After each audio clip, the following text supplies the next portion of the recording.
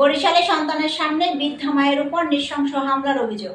ধারালো অস্ত্র ও ইটের আঘাতে গুরুতর আহত ৭০ বছরের খাদিজা বেগম হাসপাতালে চিকিৎসাধীন। হামলার পরও অভিযুক্তদের প্রাণনাশের হুমকিতে আতঙ্কে পরিবার। বরিশাল থেকে নিজস্ব প্রতিবেদকের পাঠানো তথ্য ভিডিও চিত্রে দেখুন বিস্তারিত। বরিশাল নগরীর কোতোয়ালি থানার উত্তর সাগরদী এলাকায় ৭০ বছর বয়সী এক বৃদ্ধা মায়ের উপর নৃশংস হামলার অভিযোগ উঠেছে। হামলায় গুরুতর আহত খাদিজা বেগম বর্তমানে শেরেবাংলা মেডিকেল কলেজ হাসপাতালে চিকিৎসাধীন রয়েছেন। মামলার এজাহার অনুযায়ী অভিযুক্ত ইমাদুল ইসলাম তানভীর সহ ৪ থেকে ৫ জনের বিরুদ্ধে বাড়িতে অনধিকার প্রবেশ, মারধর এবং ধারালো অস্ত্র ও ইট দিয়ে হামলার অভিযোগ করা হয়েছে।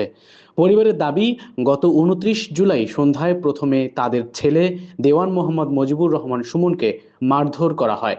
পরে বাড়ির ভেতরে ঢুকে বৃদ্ধা খাদিজা বেগমের মাথায় এলোপাতাড়ি আঘাত করা হয়। হামলায় আহত হন তার ছেলে ও নাতিও। ভুক্তভোগী পরিবারের অভিযোগ, ঘটনার পরও অভিযুক্তরা সামাজিক যোগাযোগ মাধ্যমে প্রাণনাশের হুমকি দিয়ে যাচ্ছে। এতে পুরো পরিবার চরম নিরাপত্তাহীনতায় দিন কাটাচ্ছে। এদিকে বরিশাল কোতোয়ালি মডেল থানার ভারপ্রাপ্ত কর্মকর্তা আল মামুনুল ইসলাম জানিয়েছেন, অভিযোগটি গুরুত্বের সঙ্গে তদন্ত করে আইনানুগ ব্যবস্থা নেওয়া হবে।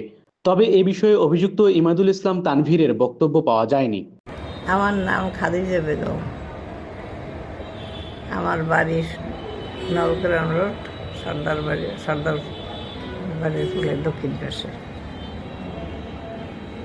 তানভীর নামে এই একটা ছেলে, ও আমার বাড়ির দেখালেই বাড়ির মধ্যে গেট খুললে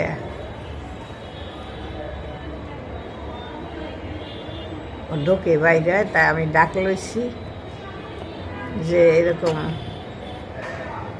পরে বাড়িতে গেটটা খোলা থাকেন। তখন ও গেটের বাইরে যাই, ও আমার অগত্য বাসায় গালাগালি। তখন আমার নাতি জিহাদ সে বলছে যে, এই তুই বুড়ো মানুষ, তুই গালাগালি করো কেন, তুই বাড়ি যা। তখন ওর সাথে ঝগড়া লাগাইছে, কে তুই আমার বাড়ি যেতে কইতে এসো কেন, যাবো না আমি বাড়ি। তো ঠেলিয়ে দিচ্ছে যে বাড়ি যা, না যাইবে না। তখন ওরে লাগে হাতাহাতি শুরু করে দিতেছে, ওরে মারতে শুরু করে দিতেছে। ওই দেখে আমি বাইরে দৌড়ি যে ধরতে গেছি, আর তখন যে আমার কি দিয়ে আঘাত করছে আমি বলতে পারবো না। আমার জ্ঞান ছিল না, আমি বেহুশ হয়েছিলাম। মেডিকেল পর্যন্ত আনছে, সিটি স্ক্যান করছে, তারপরে আমার হুশ হয়েছে।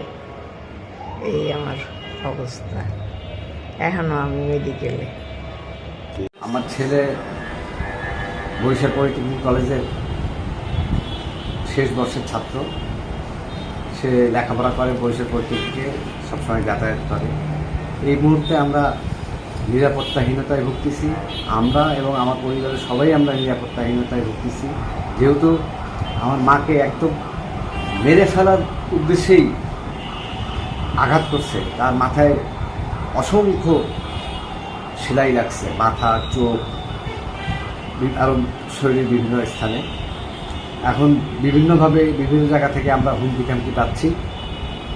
এখন আমরা একটা মানসিক ট্রমার মধ্যে পড়ে গেছি। তো এ ব্যাপারে আমরা সচেতন মহল এবং রাষ্ট্রের সহযোগিতা কামনা করি।